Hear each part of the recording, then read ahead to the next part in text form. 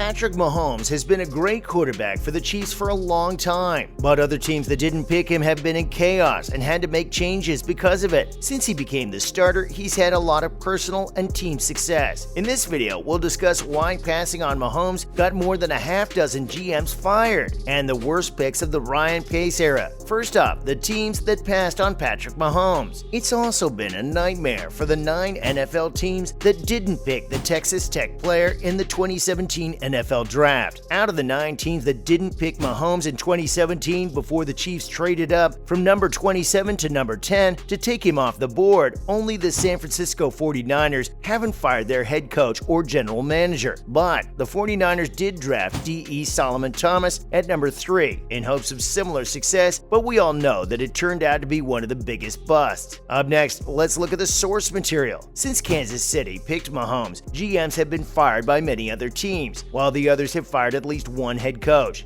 Even worse, Cleveland has fired 2 general managers and 2 coaches, which is the most of the 9 teams. But you could argue that the Browns are still happy with how much they spent on the number 1 pick, Myles Garrett. Since they didn't pick Mahomes, the Bears, Jaguars, Jets, and Panthers have all had to axe some people in the top positions. But if we're being honest, then some of the teams had at least somewhat good reasons for not taking Mahomes. But maybe the worst lot went to Chicago, who not only chose Trubisky over Mahomes, but also moved up from the 3rd pick to the 2nd pick by falling for a 49ers smokescreen. We might regret that our favorite team didn't pick Patrick Mahomes in the draft, but maybe the 9 GMs who made that decision are the ones who feel the worst about it. Following up, Mahomes is one of the best NFL players of all time. Patrick Mahomes is a great player who will be remembered for a long time. The Chiefs put everything they had into getting Mahomes, which ultimately paid off. He might have started in week 17, but he did a great job of making everyone think that he belonged to the field. Mahomes has had a lot of firsts in his career and is one of the best quarterbacks in NFL history. If his first start in week 17 of his rookie year is any indication, he got off to an exceptionally good start. The NFL started using the passer rating metric in 1973, but Mahomes is the only quarterback with a better career passer rating. What's more is that the player keeps doing well, both as an individual player and a team member. And well, we're actually very excited to see what the future has in store for him. Now let's look at the worst draft picks of the Ryan Pace era. When Ryan Pace was the Chicago Bears general manager, he made many bad decisions, but it was during the NFL drafts that he made some of his worst choices. And while there were some good picks, there were quite a few that stand out as the worst. First up, DeAndre Hall. Ryan Pace got DeAndre Hall from the New England Patriots in exchange for Martellus Bennett. Hall was a 4th-round pick. It's hard to criticize Hall too much for being a 4th-round pick, but he only played for the Chicago Bears for 2 seasons and was out of the NFL by the start of training camp in 2020. Hall got off to a good start as a rookie in 2016, but an injury ended his season before it even began in 2017. The next offseason, he got suspended, so the team traded him for his 7th-round pick. Moving on to Mitch Trubisky. Mitch Trubisky is the hardest to rank. This is because he led them to the playoffs multiple times as a starter, and he's still listed as a starter for the Pittsburgh Steelers. But he was taken 2nd overall. The Bears traded up for him, and quarterbacks Deshaun Watson and Patrick Mahomes went after him.